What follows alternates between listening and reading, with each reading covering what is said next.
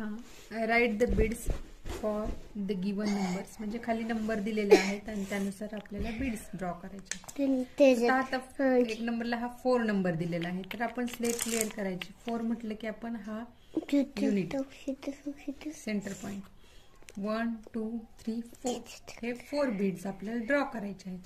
पण स्लेट मध्ये ज्या पद्धतीने दाखवलेले आहे त्या पद्धतीनेच आपण इथं 1 2 3 4 नंतर 2 1 2 बीट्स काढायचे आहेत. अशा पद्धतीने आपण 3 1 3 1 2 3 हा 3 तर 2 1 4 1 2 3 4 आणि 4 1 2 3 4 हे बीट्स ड्रॉ करताना आपण हे पूर्ण बीट्स एकमेकांना चिटकले पाहिजे. आन्सर बारलाही चिटकलेले हवे.